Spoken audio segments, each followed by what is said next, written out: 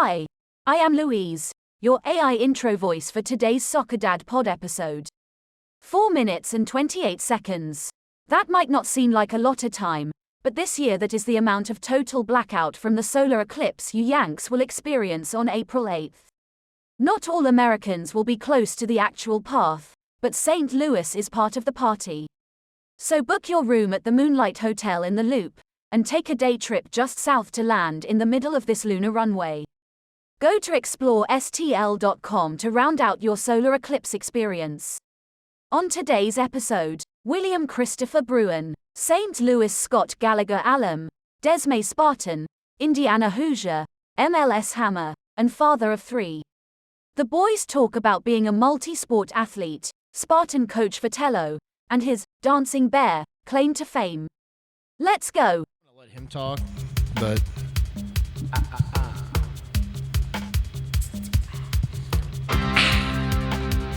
We're back. Yeah. You guys good? you know I'm good when you throw out these guitar entries. Oh, in excess. In excess. How's that spelled? In X S, I think. Yeah, the X is not silent. What's up, boys? You guys good? I'm extremely good. Our venue today, did we just talk about it right out of the gate? Baller. Yeah. No, I mean we can throw the thank yous and the lay of the land out the door early. Well, Mr. Matt Stelzer, next door to the Soccer Haven here in St. Louis, Amsterdam Tavern, he's got a little property called The Lounge. SC Lounge. SC Lounge. What's the SC mean? Soccer club. I don't know. It's kind of like St. Louis City SC. We'll have to ask him. It's like Soccer Dad Pod SC. We're here, we commandeered it. Everybody's throwing SC on the end of everything. And we have the brand new, this is so St. Louis, we have the brand new Zwickle light going. In a 12-ounce crushable can. Pools don't know what pools are in trouble this year. Yeah, no. Or my pool is. This might be the official flow trip beer of the century. It's actually really good. And I love Zwickle, so I wasn't surprised. But sometimes when they make a light version of a thing you really like this is not the same. Well, you know how normally it is. when you do go after the alternative version that's supposed to be lower calorie and all that others, it just tastes sweeter. It seems counterintuitive. True. This one? No, it's good. I like that they advertise, in my world of fitness, they got to that. They advertise 95 calories. Let's go, Mr. Shine. And the boys. Well, yep. So, thank you, Matt Stelzer, allowing us to crash the venue today for today's guest, because today's a Zoomer. We got a Zoomer. One of our... Is that a new generational term? I just coined it. So since this is recorded and put out in public space, any IP attorneys listening, please note that we claim the term Zoomer first. While we're using Google Hangouts. It doesn't matter. It's a Zoomer. It's all for branding purposes. Touche. A lot of things going on, man. It's... well, first off, today's guest, I think in simplistic terms, Hammer. Absolutely. In the last 15, 18, 20 years here in St. Louis soccer, in our own homerdom, he's been the man. Is it a contest to create new words? Homerdom? Today? Zoomer, homerdom. We're going to... yeah, no, exactly. Yes to both of those, yes. Let's get this thing going, because everybody's like, okay, guys, enough. Let's get some thank yous out the door first. In honor of springtime, and brought to you by Clarendon D, which is actually not a sponsor, but they should be. That'd be great. Yeah, apparently their checks don't bounce. Yeah.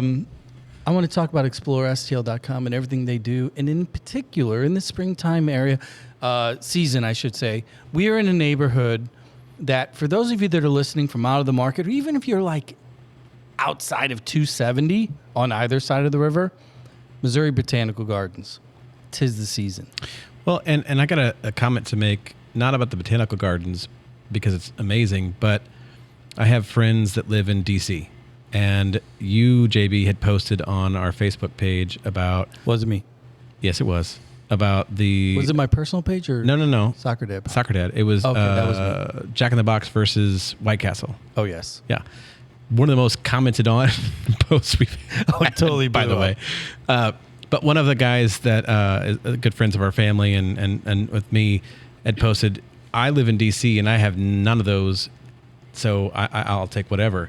But he also mentioned that the live music scene in St. Louis on any given night It's fire. is fire compared to what you get in most cities. Yeah, I mean, so many places in this area, Wednesday through Sunday. Yeah. You can find really, really good live music with really good food and drinks and a cool crowd.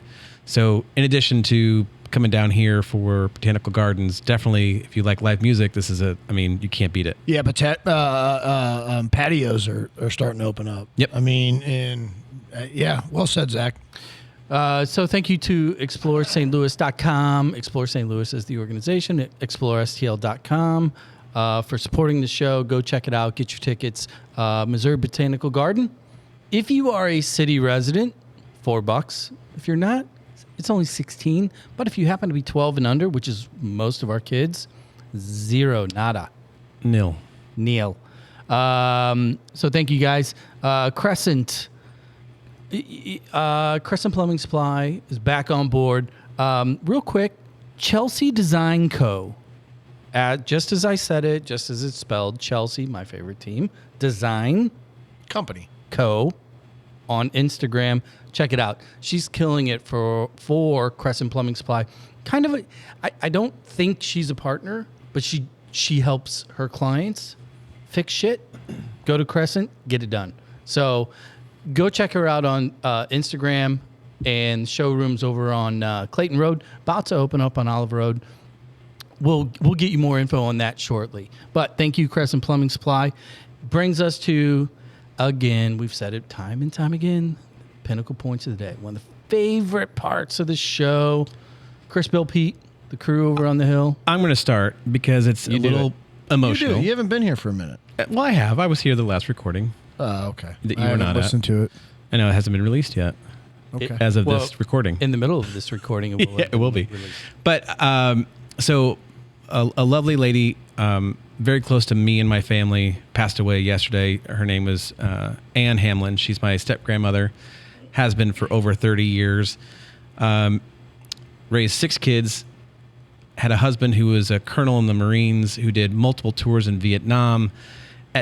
In her late 80s, she was tutoring for adult literacy and helping people who were in their late 40s, 50s, who had never learned to read.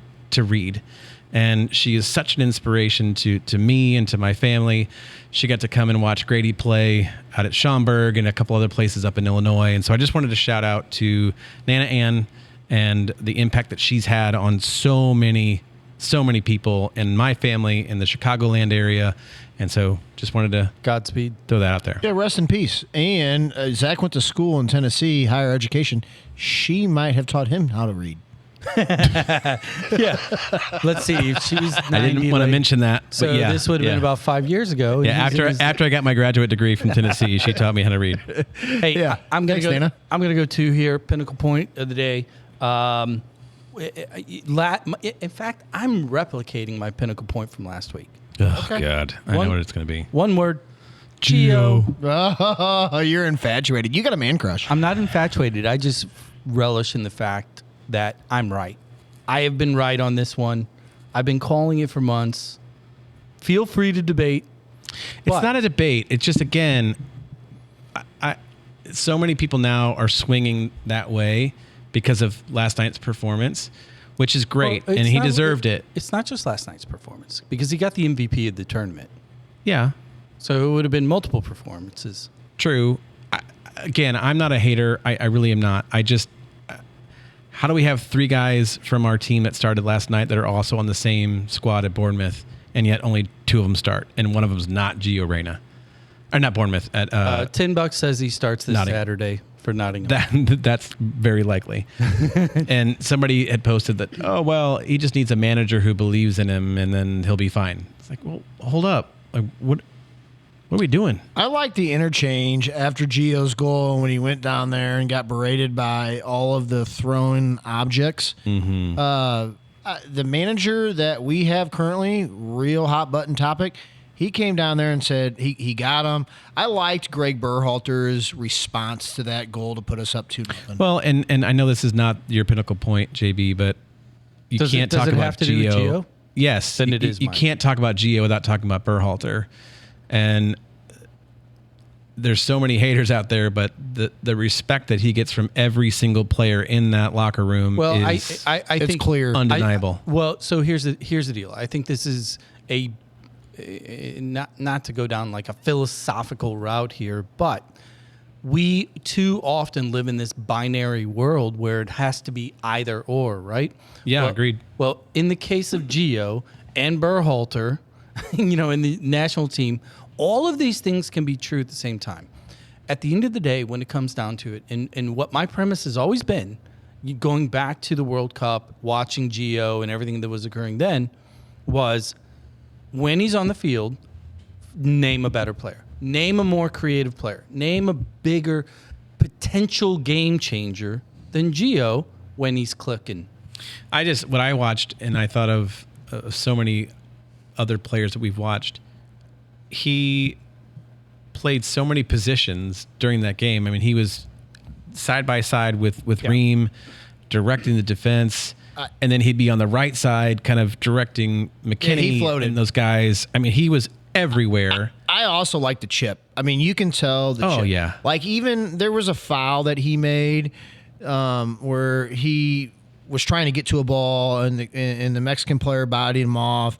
And he just pushed him, fouled him, and then he turned around and ran back and got in defense. It was the right foul. It was 70 yards from goal. And I'm not saying fouling is the chip, but he's got a chip on his shoulder that is Landon-esque. That is some of our great national team guys, and I do like that about him. He stands out, to your point, JB, in a variety of ways. I agree. Well, at the end of the day, here's my take on Gio. He is a baller, period. He wants to win. All the noise, I think it's potentially good for him because he feeds off it. He seems to be thriving in it. I mean, the thing is, what is he the same age as couple years behind? He's 21. Pulisic. He's a puppy. Well, Pulisic's what, 24? Yeah, no, Gio's young. Anyway. But he's got a lot. There's still a lot of time. Runway's long. Can we also just say this real quick, and not to draw this second pinnacle point out? Christian Pulisic's move on the end line, oh my God, to cross that back, and how I'm talking about Gio's goal. Oh yeah, when he beat the kid and Jorge, he hit the ball into the ground over the slide tackle, crossed the back, bang bang play, and then of course he watched his Instagram. He saw dude that move that Christian Pulisic. That was sick. That was world class. And in the first half, Jared, when Gio, hold on, I'm going to keep going on your train here. Gio received it in the box and just headed it up. Pulisic catches it with one foot, brings it down with the other, and still gets a shot off. And Ochoa makes an incredible save in the first half. Pinnacle point 3, and I could do 4 quickly behind it, but I'll just do 3. If you'd like me to do 4, let me know. 3. We do movies here, and, what'd you watch? Early on in the show, I haven't watched it yet, but Roadhouse is out. Can't wait to watch it. But word on the street, guess what's coming out? What's coming out next? Like it's a remake, a movie version of The Great. No, it is Happy Gilmore. Oh, Happy. No, I don't. There's no way. Awful. Oh, are you guys kidding me? I would love to see it, but I don't think it's going to happen. When did the first one come out? Do you know? Did you watch Caddyshack 2? When did the first Happy Gilmore come out? 2001? I don't.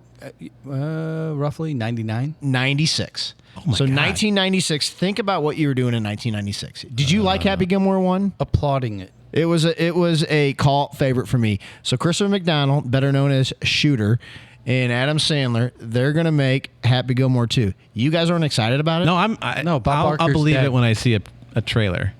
Okay, so that was quick. I just wanted to. Hey, Pinnacle Point 4, real quick. Back to the competition yesterday between USA and Mexico. Final. Dos Acero. Ochoa. Guillermo Ochoa. Do you know how long he's been in the league? I do, because we were just Like- talking about it at O'Connell's. I mean, Pre-gaming. I'll pretend like I didn't hear you and say so- it earlier. I don't know, Jared.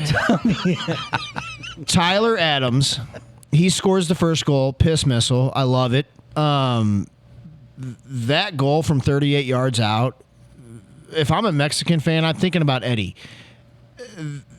That goal does not go in. And I think Gio's goal was a little bit soft.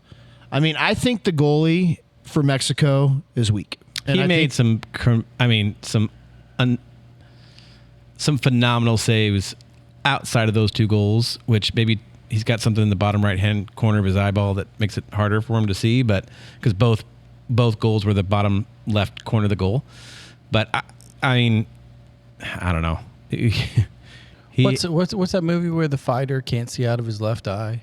Whatever, right? So- is that what we're saying? Yeah. he was a starter when Mexico was the runner-up to the United States in the 2007 Gold Cup. Well, you said he's 38. He's been playing in that role since 19. So he's been in this spot for almost 20 years. But Is that the best goalie Mexico has? I would say, yeah. Apparently. Horseshit. There's no way. I mean, I know they're not large people, but there is no way that's Mexico's best goalie. No way. I refuse to believe it. It's an interesting take. I don't know how to respond to that part of it, but yeah. We'll wait for the call-ins. Yeah.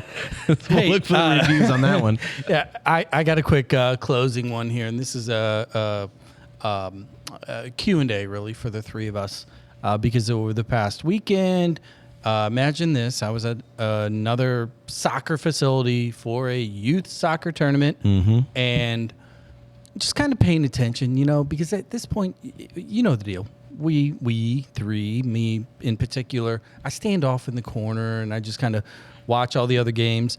And my question is this: my pinnacle point of the day is, it's a question. What is the appropriate score to quit cheering in a youth soccer match? 3-0. Yeah. That's initially what came to my mind when you were asking the question. So you're saying 3-0 is fine. So 7-0 is bad.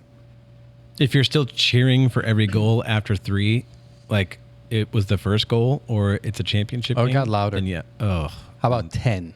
How about 10-0? Does it get louder or quieter? Silent. It's what it should be. Yeah. No. Well, I witnessed the opposite. We're fortunate enough in St. Louis to have a little snack bar at most of our facilities that serve booze. After 3-0, I mean, it's like, I got the next round. Let's go. Yeah, exactly. No, it would be hard for me to sit near people who are cheering for a 10-0 game. Yeah. So What if Grady scored 8, 9, and 10? Nope. Nope. Yeah. So Still. if you're listening, soccer parents, He scored 3-0 yesterday. I was like, yes. But I was 800 miles away, so it didn't really count. But once the number grows, just stop. Just moral support. yeah. Yep. Just sit there, give them a thumbs up. You can clap. You can. I mean, you want to give a little. Yeah, a to little the- golf clap. yeah, a but- little Happy Gilmore. No. Yeah. Nothing like that. Yeah, do it again. Good kick. Oh my God. Bury him! All right. Hey, thanks, Stelzer, for opening up Essie Lounge next door to Amsterdam Tavern, the mecca of soccer pubs in America. I'm just going to claim it. I'm not gonna fight you. When we come back, we got the hammer. Oh yeah. I think I'm going to steal some signs from here since it's just us. Yeah. You think that's a bad move? Probably a bad move. Cameras. He's got cameras. Hey, thank you, ExplorerSTL.com, Crescent Plumbing Supply, Pinnacle Loans, ThePinnacleLoans.com.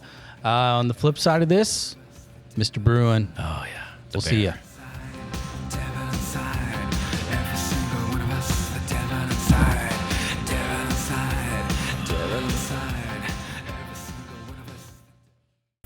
Listen up, guys. While you lay claim to the garage, the basement, and that generous little corner of the walk-in closet, let's be abundantly clear. The bathroom belongs to the ladies.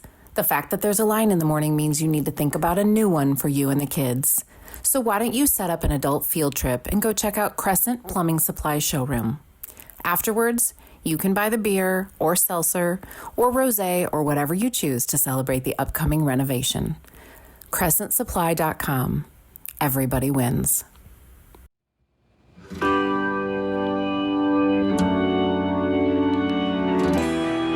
Hello, boys. Whoa. We're back. Was this in Happy Gilmore? Right. I think it might have been. Wrong Leonard Skinner. Don't think so. Song. It No. was it? No. Mm, You're no. thinking of Tuesday's Gone, dude. I think it might be a scene of Happy Gilmore. I think so. And we were talking about stealing signs, and I have that Kansas City scarf just in mind for you, JB. Yeah, well, they can keep it. We're back here down at Amsterdam Tavern, little sister pub across the 2 doors down. Yep. SC Lounge. As you can tell, well, Will can tell, our guests can tell, we got some flags in the background. Yet another soccer pub in the Lou. I'm rolling this in with a little Freebird. Because you guys know the deal. You know I love the music, and there's a theme. Yeah, I'm waiting. Who's free now? Well, I know he's free. He's free. You know? That's true. That's a good point. You like that? Yeah, that's well done. Well, because played. I couldn't wait to play this for this episode because I believe it was like his first tweet post-retirement. And somebody said, why are you saying that? And his quote was, well, I'm free now. I can say whatever I want to say. I'm paraphrasing. Am I close? Freebird. Yeah, right on the money right there. Mr. Will Bruin, how you doing, man? I'm good. How are you guys doing? We're doing great. Doing great. We're up here. It's a little rainy. Yeah, it is a little rainy in St. Louis. I first want to congratulations go out to you for your stellar career and just flat out length. Thank you. If we had a clap button, we would push it right now. I took those off. Thank you. I appreciate that. You took the clap buttons off? I took the clap button. Oh, that's and the unfortunate. sad horn, the trombone, I took all those off. Well, okay. So, yeah, man, really appreciate you joining us. Your compatriot, friend, partner in crime, Mr. Brad Davis, was the introduction here. Perfect. And you're fresh off of saying adieu to the MLS playing days. So let's start there. We're going to start at the finish line. How's retirement treating you at the ripe age of 30? What are you, 33, 34? 34. 34. How's retirement going, man? I'm already bored. It's so like the whole off season, and then I missed preseason. I was like, this is great. It's whatever. It's gonna be easy. And then once I paid for Apple Match Pass, I was like, ugh. Now it's real now. And then watching all opening weeks and the games from home and not going to training, it's been more real now. But it's been great being home with the family and stuff. And I'm telling you, being a stay-at-home dad is harder than any trainings I've ever done. Well, let me ask you this: your wife, yes, you're just now retired, and it was probably real nice having you home. But that week or two that you leave for preseason, or maybe that first travel weekend, is she ready to ship you back out? Oh, she wants me out of the house so bad. she's so used to me being gone for 2-3 weeks during preseason. Not obviously at a time, just a week here, a week there. Going on road trips on weekends sometimes. So she's like, all right, it's great having you home, but go do something, get out of the house. No, yeah, exactly. No, it's funny that we're talking about that aspect of it, because I always wonder about that. Knowing from an athlete's perspective, when they do hit, they check out. We're done. I'm retired, and that laying in bed at night or waking up and like, oh, what am I going to do now? But then the whole other hemisphere is, you do have a wife, you do have children, you do have like this environment that's pretty massive. Is your brain just kind of rushing with what now, what next? For sure. And the thing that I think is harder for me is I feel like I could have played another year or two, but mentally I was just kind of over it, like over the rat race, over just like, having to deal with the same grind and the same political BS every year. So for me, that was kind of the turning point in my decision. But like you said, like I like to be doing stuff all the time and having these. It's probably been 4 months where you can probably hear the kids yelling in the background. But the last like 4 months or so, I've been already looking like, what am I going to do next? So talk about a little bit. You said staying at home and being a stay-at-home dad is harder than training. Yeah. You've got 3 kids, yeah? 3 kids, yep. 5, 3, and 7 months. So. Yo. I don't know if you guys can hear him in the background. Can you? No, we cannot. I saw one of them pop in I can for hear a him little screaming bit. right now. Yeah. And he looked like he wanted to talk to us. And so if he comes back in, we'll put him on the mic. But talk a bit about that transition of going to preseason where you're grinding and just going hard to dealing with a 7-month-old, 3-year-old, and a 5-year-old. How have they responded to you being home? Part of me feels like they're just like, Dad, why are you home all the time now? Because they're also used to their whole life. They've been used to me leaving, and probably one of the hardest parts of me retiring was them being like, Dad, when are we going to go to your game? Are we going to your game tonight? Are we going to your game this weekend? And that's been tough because our youngest, Gray, is 7 months. He won't be able to grow up going to watch me play. Hopefully he'll come on the coaching side, but that's to be determined. So that's probably been the toughest part for me from like a mental standpoint, is because they don't know any different. They're just like, oh, we're going to go to Dede's game. We're going to run on the field after the game. We're going to come down and see him in his jersey and stuff. And they don't get to do that this year. Well, I mean, you're one of those guys within the league that's established such a tremendous pedigree and a a resume, so to speak, that when I was kind of trolling a little bit, I'm looking for photos for the episode art and all this stuff. You have this unique. Well, let me back up a little bit. When I've done this for other guests, it's funny when you get to the individuals that have true longevity within the game. Because when you do just go look for photos, most individuals have, here's my player profile, here's a team pick, etc. You're different. Yeah. When you go through that path and where you go to look, there's you and your kid on the field, there's you and your wife on the sideline. Like, you have such a successful career that spanned time. Your fans and those that are close to you actually have watched you evolve as a husband, as a dad. And in hindsight, now that you're done with the locker room, and training component, what are you looking forward to now? Adding to, those experiences. Where's your head at right now?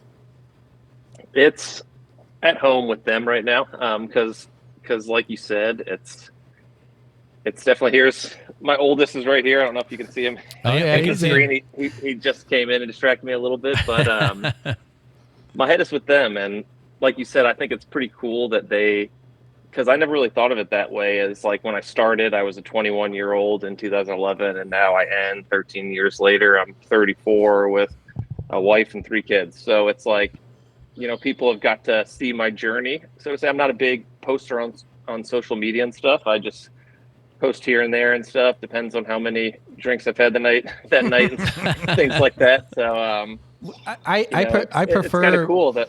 Yeah, no, I really like drinking Will when he gets on Twitter to talk about the weekend games. So I was in. We had one of my best friends, or my wife's one of her best friends, was getting married, and throughout my career I've never got to go to weddings. It's one thing you always have to sacrifice because you're in either preseason or games or something. Saturday nights aren't open. Exactly.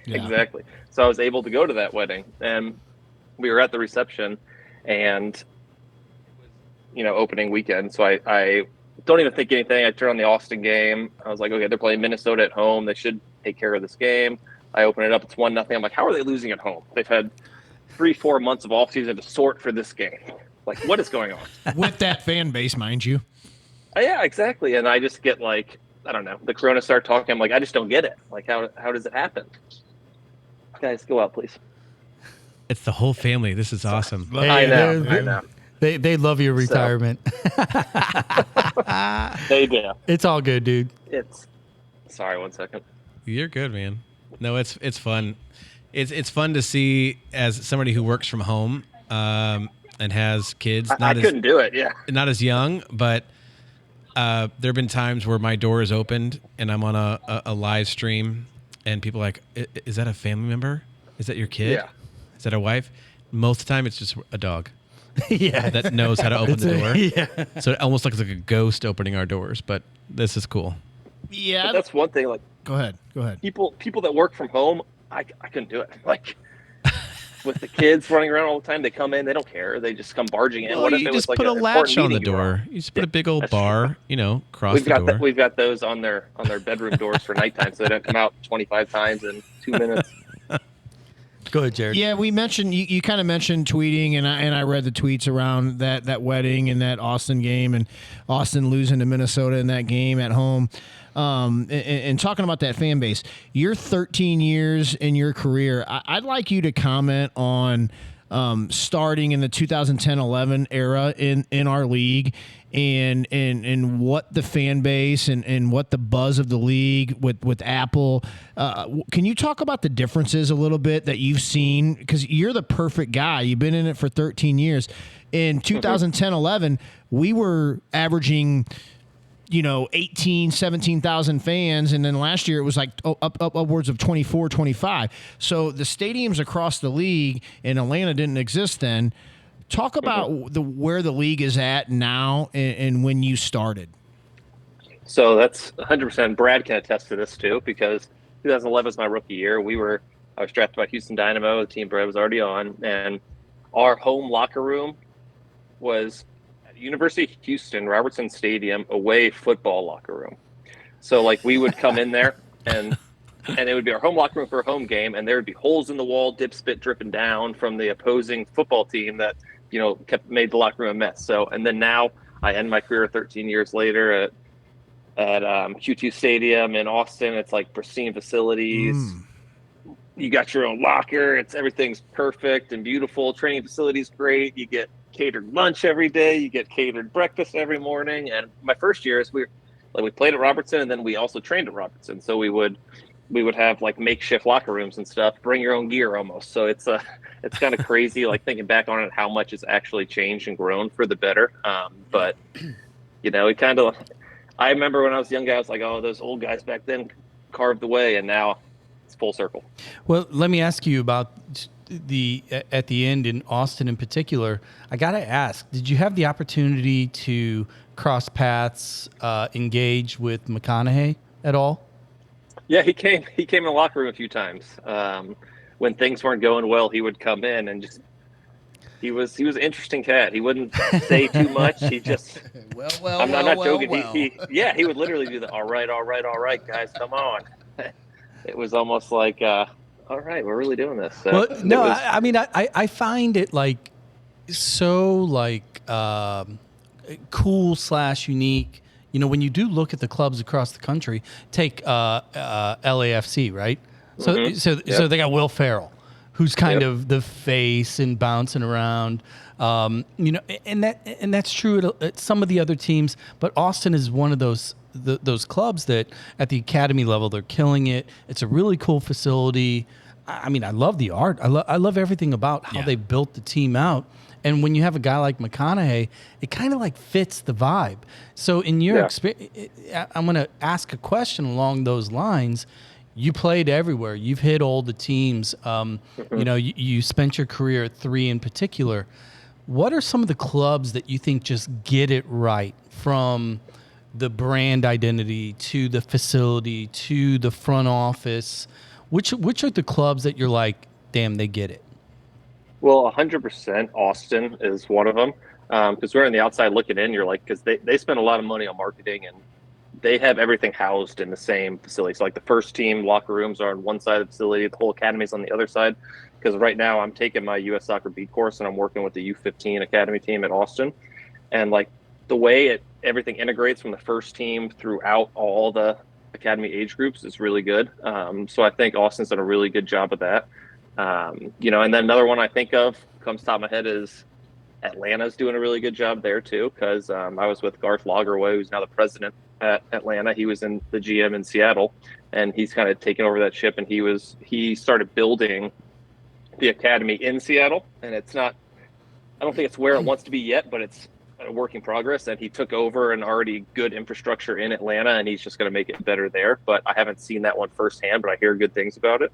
So the ones I've experienced, I would say Austin's probably like top notch on how they integrate from U11, U13, U15, U17 to the second team to the first team. It all they all have the same philosophy. They all want to play the same way, and I think that's very important for developing players as they're coming up. That's super cool. I think it's time. I think we need to do a time warp. Oh, yeah. I think it's time to go backwards. I mean, because this is a 314 based. Spartans. Yeah. Yeah. I still have my 314 phone number. You still have the 314 phone number? That's wonderful. Yep. Well, it was funny. Like when the connection was made, I'm like, 314, dude. I like this guy even more. He stayed loyal. I've kept it since high school. So we got to give our listeners kind of a little bio check, a little refresh. They're listening. They know, oh, my God, this guy's from St. Louis. Oh, he was in the MLS for a long time. Oh, he did pretty good. But it all started somewhere. Let's talk about that place. Talk a little bit about where you grew up, the early club. We can even talk about that purple high school kit, and Maroon. Come on now. Let's get it serious. Maroon. Sorry, dude. I'm from a public school, so we call it purple. All right. Go ahead, man. Where are you from? Grew up playing for Scott Gallagher. I do credit some of my best development to those days. We had really good teams. That's when, youth soccer was different back then. Now I'm going to date myself again because we had state, regionals, nationals. It was a lot of fun. We had traveling road trips. We'd do best of the Midwest in Chicago and Naperville. We'd always do regionals. We're always in Iowa, and we were always one of the best teams in Missouri. Tom Groark, Scott Gallagher team.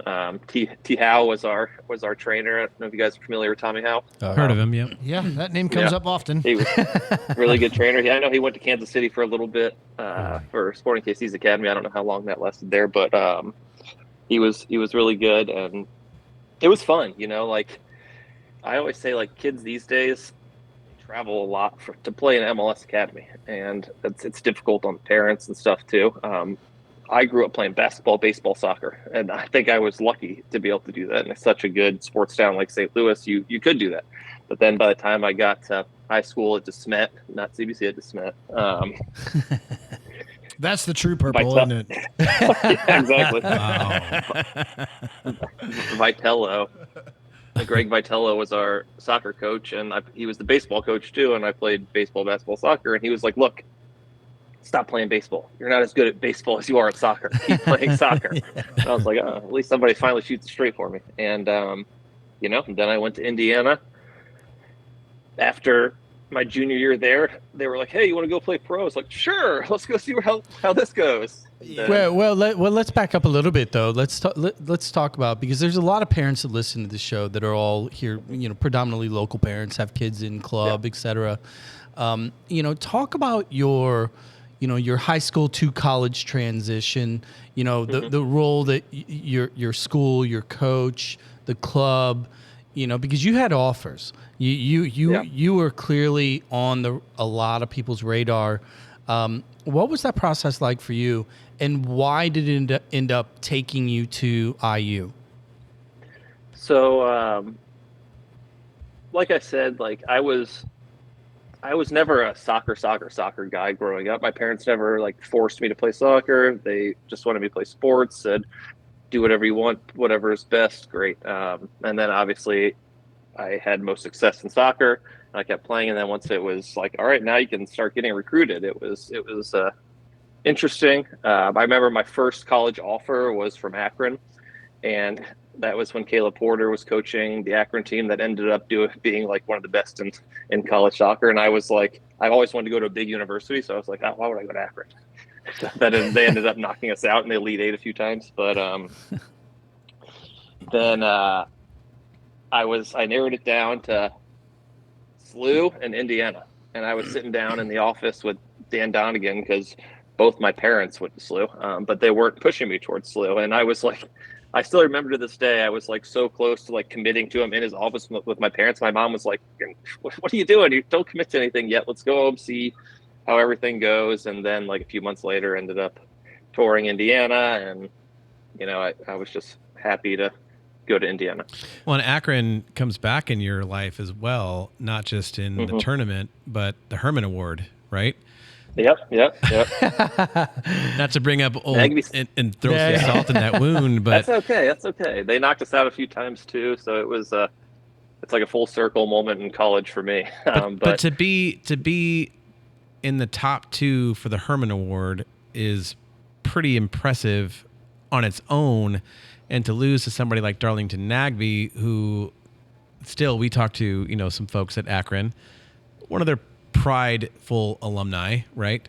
And so everything I've read about you, Will, has been so prosaic in your scoring ability. And in St. Louis, we've had a couple, right? We've had a couple guys that have come out and been real good goal scorers, but a lot of the guys that have been the famous guys, more motors. They're more to the motors, the more the backfield, and so you've kind of got a little bit more of the offensive side, and I would love to learn more about how you got to that point and what kept you going and allowed you to score that many goals and assists. Yeah, don't get me wrong. I definitely had to, throughout my career at least, I had to have a high motor. I had to be a defensive forward too at times. I didn't have the luxury of being the high-paid DP center forwards that could just sit in front of goal and score. But I would say there's been, for every goal I scored, there's probably 2 or 3 misses. So you can't get too high with the highs and you can't get too low with the lows. I remember early in my career, if I would have a bad game and I wouldn't score when I feel like I should have, I would let it affect me throughout the week of training. And I remember talking to my dad. He was like, look, like, who cares? Like, it's whatever happens. Don't control what you can control, which is how you perform on the field. Don't worry about what you can't. And, ever since then, it's like, and I grew up during like the whole social media, like at the beginning of my career, social media wasn't as relevant as it is now. So like, yeah, I went through some dark years where it was like everybody just talking shit on social media, being like, what are you doing? This guy sucks. And like, and then once I learned to block that out, it was like a whole new game. And it was who cares? I'm going to let you answer this next, or ask this next question, Jared, but I'm following up on what you just said, Will, which is, we've had a lot of folks on the show as well that have started in the MLS, had a decent starting career, and dropped down into USL or moved around. You've been consistent within the MLS your entire career, right? So, as a focal point, as a high caliber starter, and so in addition to the motor, what kind of drove you to keep going at that level? Because that's not. It's not as easy as it might appear to be, and I'm just curious on that side of it. Stubbornness. Like, honestly, I'm stubborn that I'm so stubborn that I'm not going to let somebody else beat me, and that's just how it is. Like, at the end of the day, like if you want to score the goal, or you want to do the extra work, or you want to do the extra sprint to get in a good goal scoring opportunity, it comes down to who wants it more. And once you get in those spots, I've had a lot of post-training work where when you're tired and you just get your footwork right in the box, that stuff takes over once you're in the spot, when you're in the right spot in the game. So it's just like, if you good. Yeah, well, you're explaining kind of your timeline, and we skated over the years at Indiana, and you're talking about how you roll per se. How much of those years at Indiana under Mr. Yeagley in that program specifically, with the success that you had, how did that mold you into the pro you became? Because you're a lot like a lot of the other Indiana guys that had a lot of success, like Mr. Pat Noonan. You guys are very similar as far as how you guys carry yourselves, how you guys act, how you speak. Facial hair. Just your body of work. Talk about the Indiana days a little bit. I tried to get Pat to bring me to Cincy when he took over. That was above his pay grade, apparently. No, but like I think I always credit to, first of all, Vitello at DeSmet, because he was more worried about coaching and developing good humans as opposed to good soccer players. He cared more about how you were as a human than as a player. And I think transitioning to Indiana was the same way, because Indiana really taught you values of like hard work, grit, like almost like blue collar characteristics that, you don't really, at least center forwards don't really have as that much these days, because they're all the prima donnas that won all the glory. Yeah. So I always credit to that, because I don't think I would have made it as long as I did with all the challenges I faced throughout my career of always being like, I'd say I'm kind of like a fringe guy. I can be your center forward, or I can be a super sub type thing. And that always weighed on me too. But the thing of always just like keep going, keep grinding is something that, I think really pushed me through. Well, let me ask you this, because a little birdie on the street, we saw him the other day. JB, what Robeson say? Are we going to do? I mean, can we get a showing in the Hoosier Army? Yeah. Yeah. TST. You're not doing anything. I think Roby needs you. I've had like 4 or 5 teams reach out to me on Instagram. Like, my knees don't have it anymore, guys. Dude, that's awesome. Hey, I want to get into a little bit of the X's and O's, because you alluded to the fact that, or you mentioned that you're working with the academy there in Austin with the 15s. We already know it feels like a shift in career. You're not going to leave the game, and you're kind of nodding your head. This is an audio podcast. But I want to ask you this. As a lifelong 9, a striker, a forward, whatever anybody wants to call it, with a lot of goals on your resume at a multitude of levels, and now you're shifting into the coaching academy training environment.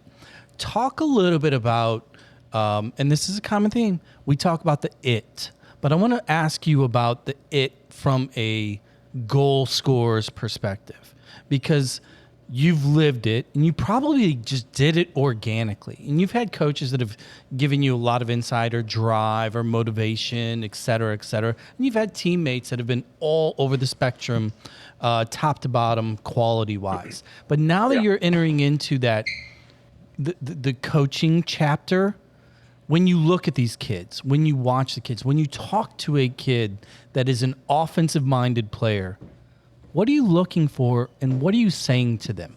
Like, what are the simplistic little, hey, think about this?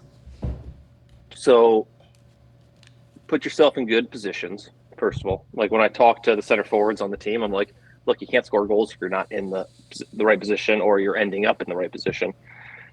Second of all, it's like, you said the it, and it's so easy to say, like, what's the it when you're looking for it? Because it's something that's hard, but when you see it, you see it. And like, you watch some of these players and you can see their technical ability, you can see their spatial awareness, you can see the way they're thinking the game. And then I consider that like the it. And, guys that want to score, they have the hunger to win, whether it's 5v5 small-sided games or possession or anything. You can see that stuff on a daily basis, and that's something that, like, you can't teach. You can't teach desire. You can't teach willingness to work. You can't teach willingness to win. Want to win. I always hated losing more than I liked winning, and I think that's something that is really important for people. And you see it. You see it in trainings. I mean, you even see it in, I won't go into detail, but you even see it in the league with teams. Like, teams are happy to get draws on the road, like just holding on for dear life. I'm like, why aren't you trying to win? Like, I want to add a part B question to this, and that is, now that you stand on the sideline and you're able to really watch these young players, and they're all extremely talented. I mean, the quality of play in these U15, 16, 17, it's insane.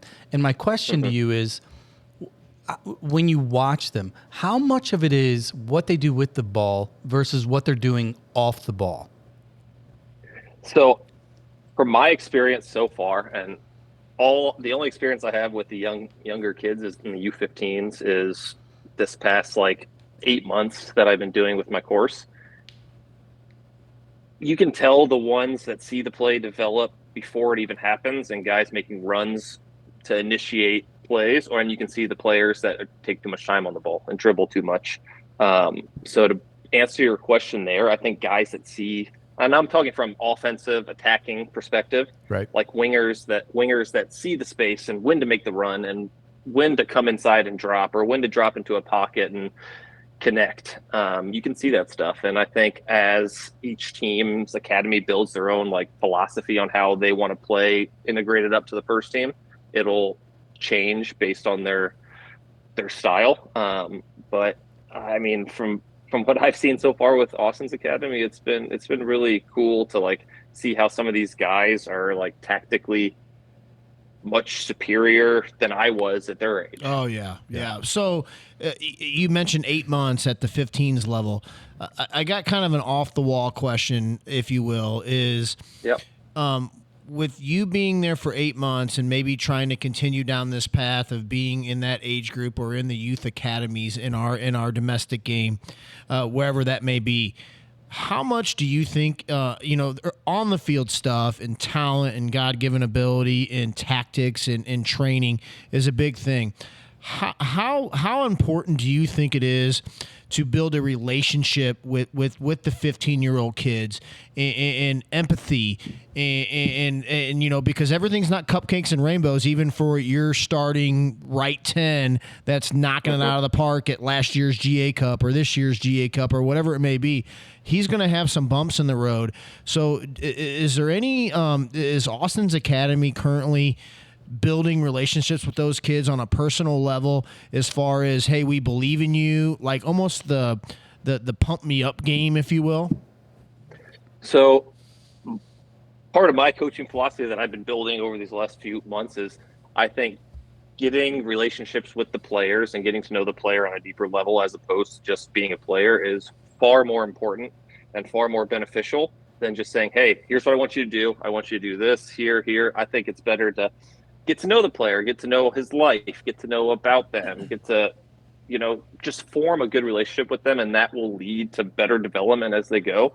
But this is why I say, like, I prefer to grow up in my era of youth soccer than this era, because the U15s, they're going to GA Cup in about a week or two. Yep. And the coach who's in charge of the team, because I'm just the assistant for my license right now, he told me probably 3/4 of the kids won't be back next year because they just are. Austin doesn't have a 16s team; they go 15 to 17, and they're just not good enough to go up to the 17s.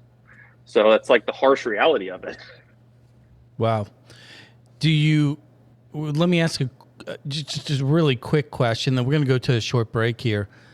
Are you having fun this close to retirement, shifting all this energy into 15-year-olds? Yeah, these 15, 14-year-old. Yeah. 14, 15-year-old little kids.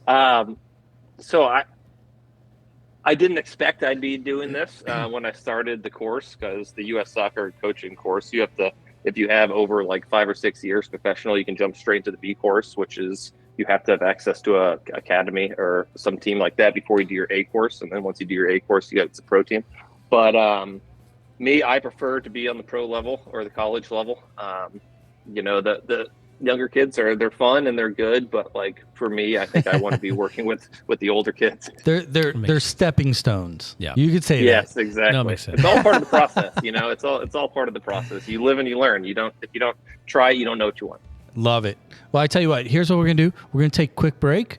We're gonna get some refills. I believe one of us has got to go pick up some kiddos. That's right. So you're going to be stuck with two of us here for a little bit longer. We're going to roll out with a little Skinner, more Freebird now that you're free. There we go. And we'll catch you on the flip side, people. See ya.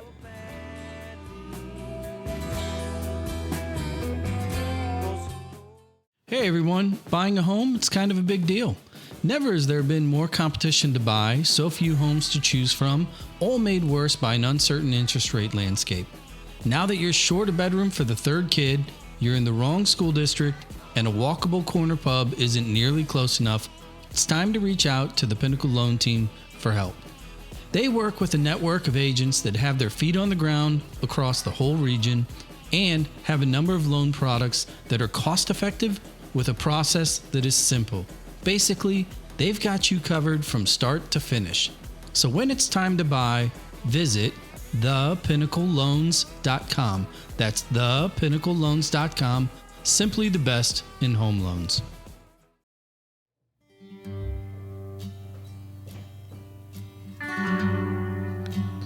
All right, we're back. You like this one, buddy? You know, I like these acoustic guitar intros. I love them. This be a little Led Zeppelin in honor of the rain. It's called the Rain Song. See what I did there? Yeah. Will, are you a Led Zeppelin fan, or is this where are you at with Led Zeppelin? I like Freebird. I like Stairway to Heaven. It's pretty much it for me, honestly. I'm a country guy. Oh. And a 90s. If anybody has Sirius XM, I love the pop rock station. You know, last year, me and you shared a car. We played FC Dallas, and then drove to Austin to play Austin on that Sunday. And we listened to Lukenbach, Texas, like 17 times in a row. Yeah, just straight outlaw country. Let's go. Yeah. I'm not that outlaw, but... So, okay, no, I mean, let's get into this a little bit. Who is Will? Locker room, you got your headphones on. All the other kids are playing some like French rap and shit. What are you listening to? I don't even know what they're listening to. What are you listening to? I'm so old I didn't have my headphones on. I just got stuck listening to whatever they were listening to. Okay, well, so no, I like Church and Brantley Gilbert on game day. Oh, Brantley Gilbert's like the kind of like country but rock kind of. So. Yeah. Brantley's good. I like that one too. So it's been so many different things throughout my career that I can't just pick one. So then Ford or Chevy? Yeah, if we're gonna get this all out of the way. Yeah, Ford. Yeah, well done. I'm a Ford guy too, but here's what I will say, and we'll get back to the meat and potatoes. Mutual friend of ours. Word on the street is you got a nickname called the Dancing Bear. Where did that come from? You don't want to know. No, yes, we do. This is the perfect format. You're retired, and you can let it loose here. I'm sure Brad has told you guys the story, or could tell you the story. So like Fridays in Houston, on Fridays, day before game trainings, were real chill. We would, at the end of trainings, we would do finishing drills, and Dom Kinnear was the coach. Probably one of my top 3 coaches I've ever had in my life. 10 guys on this show who had him say that's their favorite coach of all time as well. Yeah. He's great. He'll tell you how it is. It doesn't give a shit what you think, but such a good person you have to be able to, like, no grudges, like just straight up man. But anyways, like he has all the balls down at the end line at the 6, that side of the goal right there. Yep. And you have the strikers go different positions. You end it with he chips balls out to the top of the D. Then you have to take one touch and finish inside the D. And he would always chip it out, so I'd have to chest it down. And people that have close people that know me and stuff know I do the T-Rex arms with my hands and stuff. Yeah, a little short. Yeah. You're much taller, Raheem Sterling. You know. Yeah, exactly. So I would chest him down, and my arms would be flailing out, my wrists would be pointing down and stuff. And Brian Ching was like, "You look like a dancing bear." So then fast forward to literally the next day, Saturday, we played DC United, and Chang was like, "If you score a goal, you got to do a dancing bear celebration." And he was one of the senior guys, and I was a rookie, and he was like, "I don't care what it is, you're doing a dancing bear celebration. You're going to celebrate how you chest the ball." This is awesome. I scored 3 goals that game. That's awesome. So that's how it started. The dancing bear. Well, word on the street, it was a very suspect dance. Very suspect. Yeah, I didn't know what it was. Go ahead, JB. I was scared to let Ching down, so it happened, you know.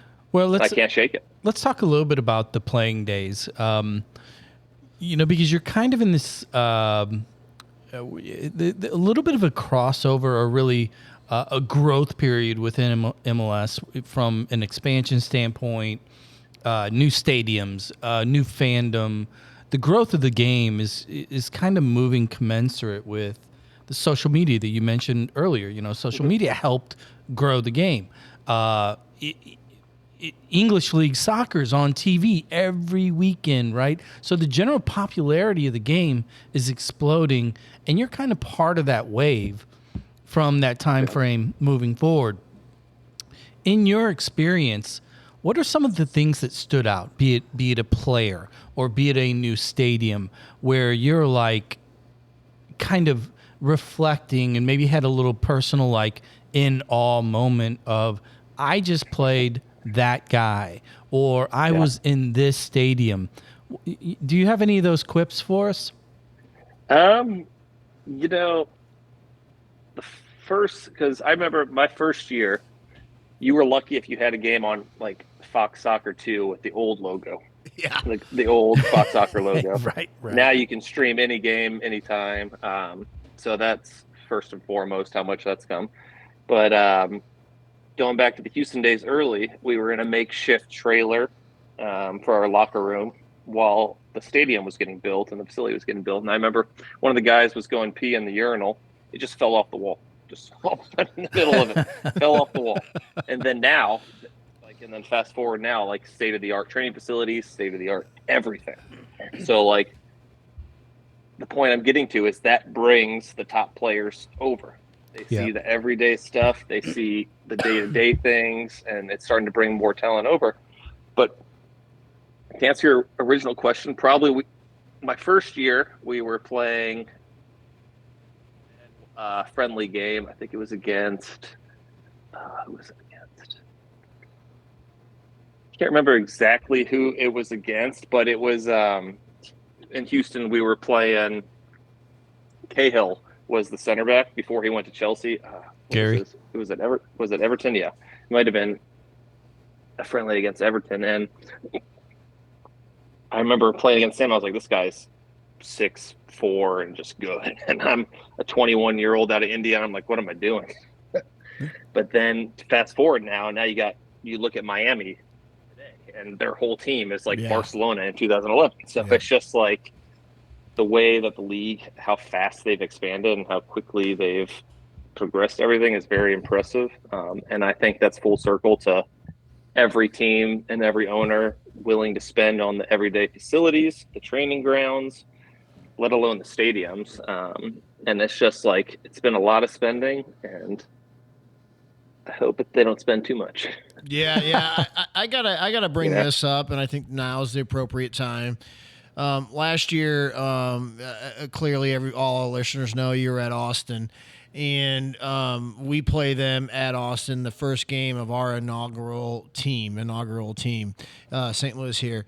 Have you had a chance to come to St. Louis, and probably not, maybe you have, and seen and witnessed or went through the facility that they've built, the training facility? Because you've been speaking about these facilities, and if you haven't, I can't wait till you come, because I'd like you to just talk about St. Louis a little bit. And God dang, would you? I mean, what happens if this team would have been here 13 years ago? I mean, holy, it would have been, I mean, I have not seen the training facility or anything, because we flew in and played the next day, so we didn't train there. The stadium was great. I loved the stadium. It was awesome. Almost the last goal of my career was in St. Louis, but I had one more a few games later. But like, I think they did it right. Like, from what it looks like, the training ground is right by the stadium. You can walk underneath the bridge right there and stuff and train. I don't know if they're housed, if they have the same locker room as the game day and training day or not, but it looks like the setup is all compact and good. Well, let me ask you specifically, as a St. Louis native, your whole life has been really supported, buoyed, gifted by this game. And you mentioned Tommy Howe earlier, and your coach at DeSmet. How proud are you, kind of like either publicly or privately, thinking about St. Louis SC as an MLS participant that had the season they had last year, but knowing that, and I say this to many of our guests because we've been privileged enough to talk to true Mount Rushmores within St. Louis when it comes to the game. How much pride is involved in kind of looking at it in totality and seeing that, hey, you know, my hometown has a team, long overdue. You know, what does it mean to you? Long overdue, 100%. Like, so far overdue, because I think when I think about like St. Louis soccer, like rich culture, rich tradition, some of the most knowledgeable fans, I think, and I've been around to see fan bases and stuff, and how much they know and don't know. And I think St. Louis people know a lot about the game. And I just think that they deserve this team. And I'm not going to lie, I didn't think they were going to do as well as they did last year. So I was happy to see them have success. We'll see if it continues. But I would – the only thing I would say about that is I wish they would bring more of that local tradition into the club and stuff, because I feel like it's such a rich city for – I just keep saying tradition and like how that city is with soccer, and like I feel like they need some tie there. When you say bring that local tradition in, do you mean it from like the greats like yourself and Brad and Taylor and all these guys that came Pat, or more so the playing style? Both. Like, why can't you do both? You know, because I feel like that is St. Louis is the perfect city. Team to emulate the city. Yeah. Well, okay, let me ask you this then as a follow-up. I mean, because obviously you spent so many years in the league, you kind of understand the culture of the majority of the teams in the league, having been through multiple times. They're Red Bulls. Yep. St. Louis City is Red Bulls. They're Red Bulls too. Yep. That's how they are, because they brought Bradley Carnell from Red Bulls too. Mm-hmm. The way they play is Red Bulls-esque. You know, I would like to see St. Louis have kind of like, I don't know, it's hard to explain because I'm from there obviously, and I have a little more value the ball. Yep. Well, yeah, exactly. Like every game's not gonna be a track race. You can't win. That style is not very sustainable. But I remember I was watching. I think it was, what was it, the very first draft? Where is it? Where they take 5 guys when they're expansion team, they come in, and I don't know why this has always stuck with me. Maybe I'm crazy, but the GM was like, "We're going to take hometown guy, so on and so forth," and he was from Kansas City, and I don't remember exactly who it was. Johnny Klein? No, Giacchini. That's it. Yeah. Was it Giacchini? Yeah. That's it. And the GM, I think, is from Germany. He was like, "Yeah, we're taking hometown boy here." I'm like, "That's not hometown boy." Yes. Okay, we can end this show right there. So ever since that right there, I was like, "What the hell?" No. Look, I want to lean into this a little bit more because I'm going to ask, get your take. Is there another club within the league, community, combination of grassroots, the local clubs that not the MLS Academy within the system in that city, but a local club, a local community, historical players that are like, that second, third gen? Are there any other cities that, through your travels and teammates and experiences, that emulate what we have, even though we're only year 2 in the league? We have so much more of the backside. 100% Seattle, I will say. 100% Seattle. Because I think Schmetzer there does such a good job of... We had guys that were on, because the thing in Seattle was born in 74, because that's when their USL team started. Mm-hmm. And there would be guys on the 74 team that would come out to training. That is something that's for me, I think, even not being from Seattle, but playing there, I kind of adopted it as a home. Well, I think that was so cool. You got it. You understood it because when you're training, Schmetzer did such a good job of integrating that, tradition, but old school meshed. We're not going to lose sight of what we were, but we're also going to evolve. Dude, I love that. Go ahead, Jared. Yeah, you bring up Seattle, and I want to touch on this because I try to be. I'm becoming a historian of North American soccer and our league, and I'd like to talk about Alonso that you played with in Seattle. and like watching the games, watching our domestic league. For me, he is one of those top 3, maybe top 5 guys that were an MFer and that were probably the hardest dude to train against, probably one of the hardest guys to play against, and definitely one of those guys that you wanted on your team. JB often references the it guy and who you played with, and we'll get to that point, and maybe it's him. But can you talk about the success that you had in Seattle in that player specifically? Because for me, in the MLS, that guy was a pioneer. Ozzy is, like, for me, he's probably the best 6 to play MLS. Like, he was, whether it was 5v2 on a Monday during regen or Saturday MLS Cup, this guy wanted to win. If you make him in 5v2, he's going to kill you the next play. So, like, he's somebody that, like, playing against him, I was like, oh, Jesus, is this guy going to break my ankle today? And then when you're on your team, you look at him, you're like, thank God this guy's going to go kill somebody for me today. Yeah. So, like, he is, like, they don't make him like him anymore. And it's, very old of me to say that, but they really don't. Like, he's a pure killer 6, but he was so underrated with his ball security. He was so good on the ball, and he was such a good possession 6 as well that people don't think about that. They just think he was a fighter, a winner, a killer.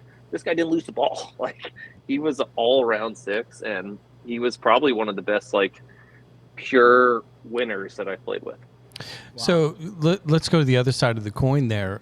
In your playing days, that opposite 6, that opposite center back, who was the one that, when you looked at the calendar for the upcoming season, you're like, fuck, here we go. I'm gonna go.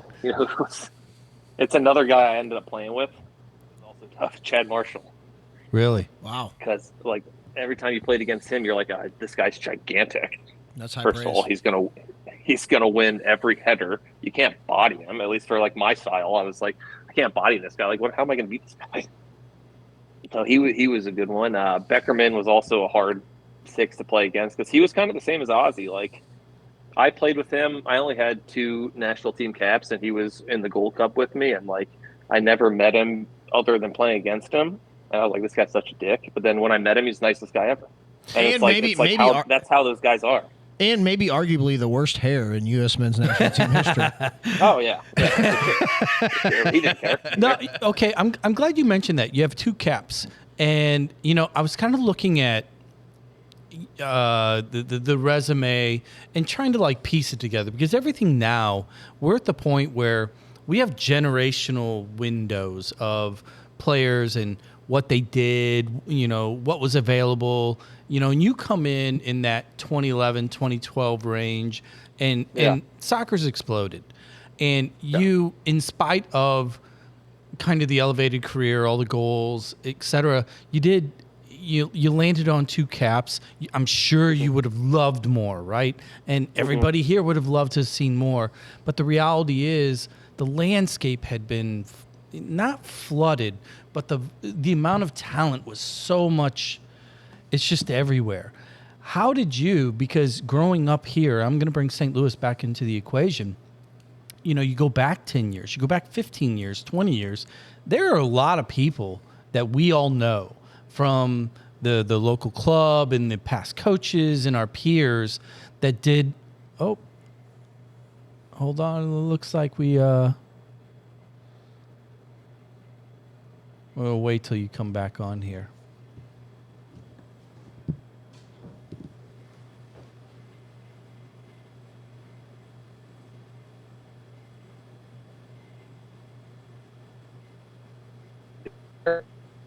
Yeah, we're here. We're waiting for you to reconnect.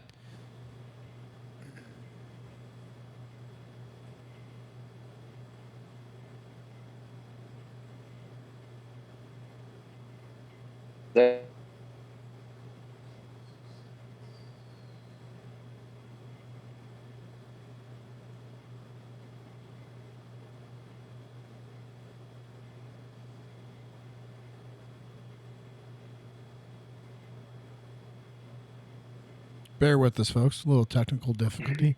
We'll be right back at you. I hear you guys now. You there? Yep, there? we're here. There we go.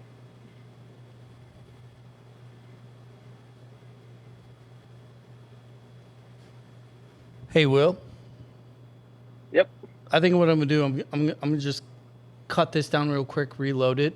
The Wi-Fi reset here. So, would you mind dialing back in like 30 seconds?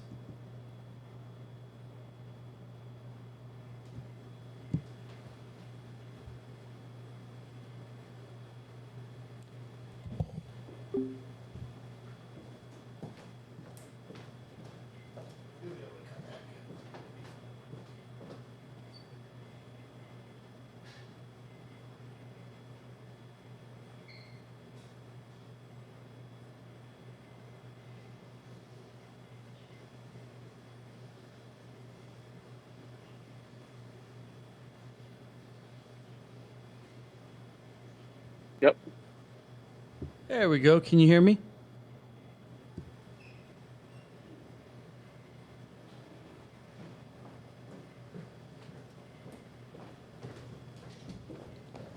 Awesome. Are you there?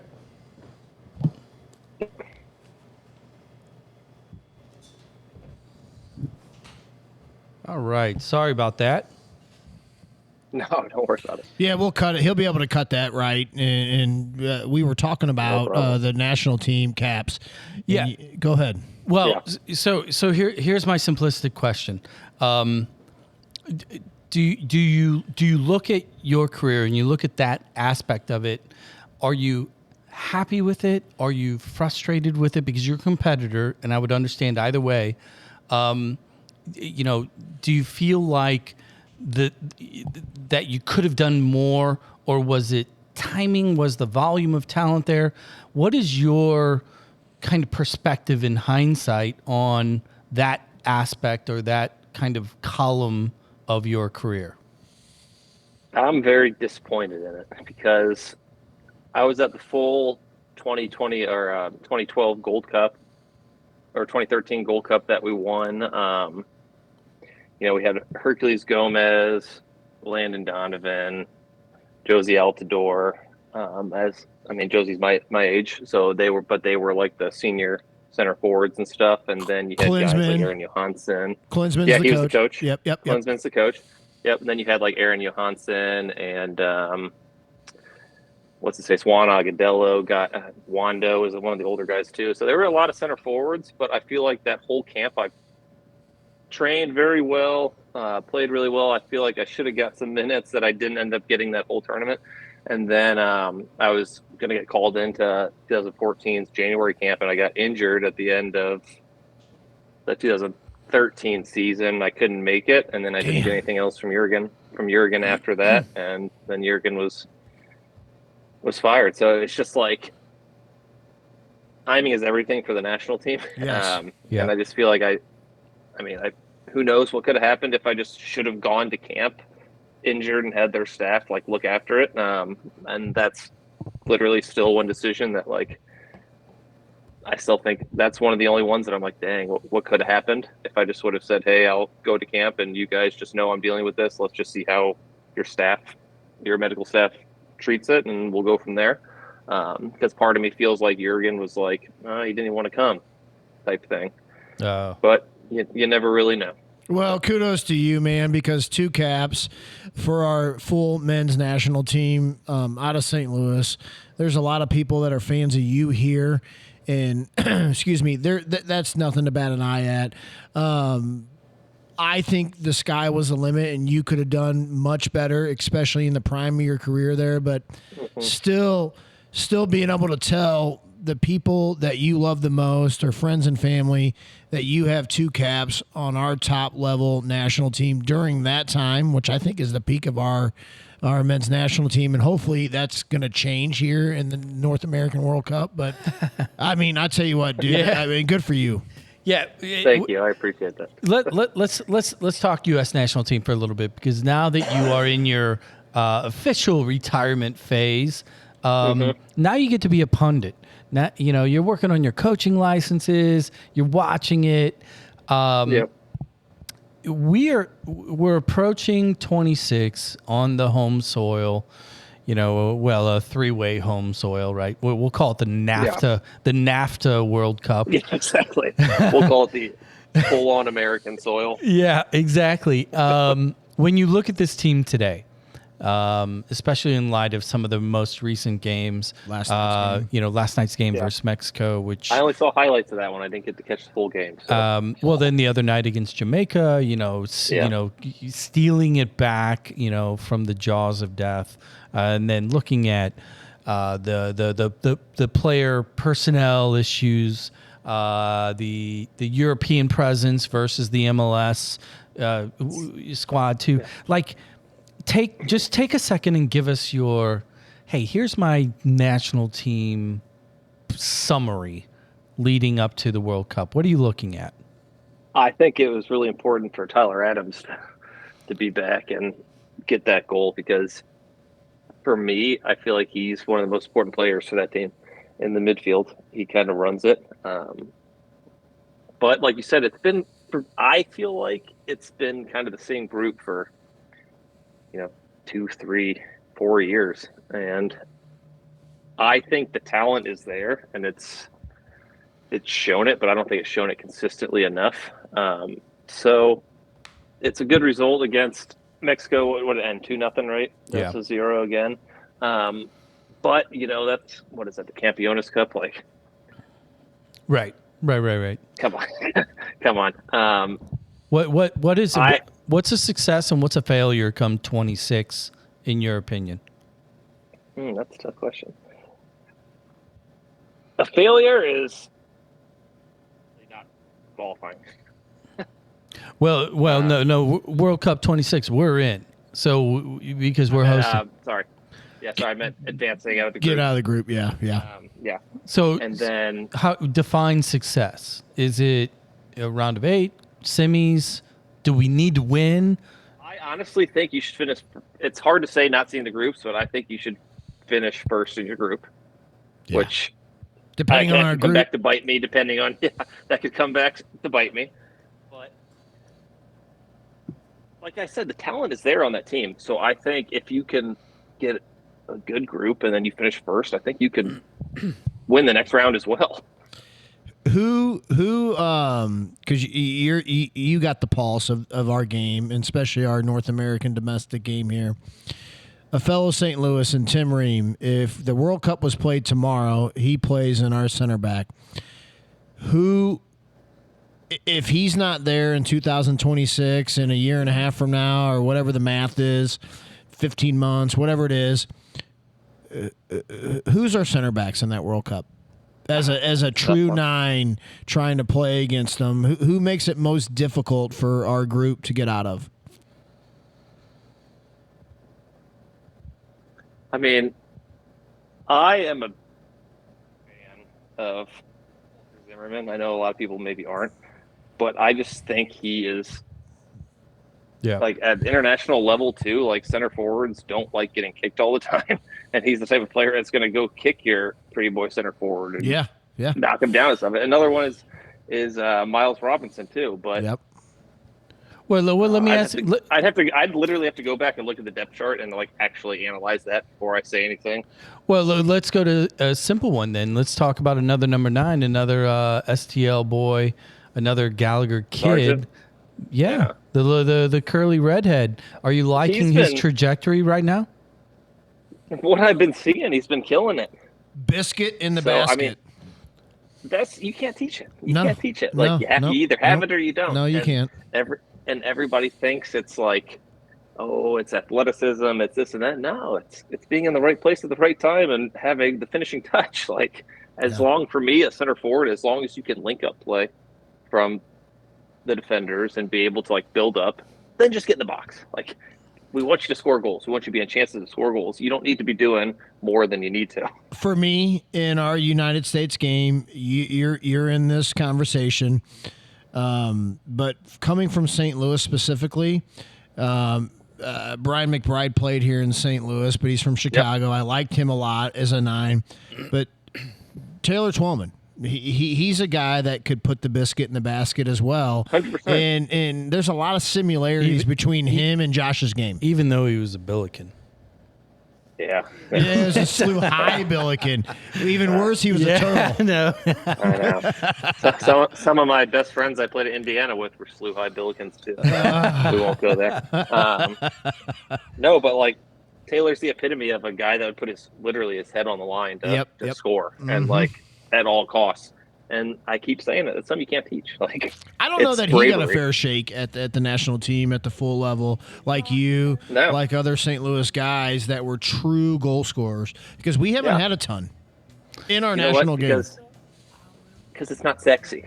You know what I mean? Like, no. Yeah. Putting the biscuit in the basket's not sexy at times, but like the guys that can make it look cool, they always get more chances. Yeah. Agreed. Let me close this out here. I want to run a scenario past you, because you spent 13 years in the league. You had a tremendous career. You go back to being 21 years old, getting drafted, and that feeling that you had. Now, clearly, you had no idea that you were going to play 13 years and score all those goals and travel all over the country and really the world. Yeah. What is it? 95 goals? 90? How many? Quite a few. It's almost 100. It was around. My goal was always to play the 35 and score 100. I played the 34, and my league goals was around like 85 to 90. So. Wow. Well, let's flip the script here.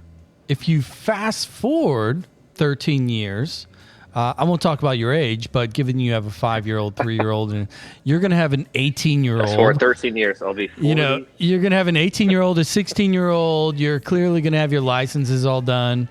Can you imagine or project what's the next 13 years look like for Will Bruin? I have no idea.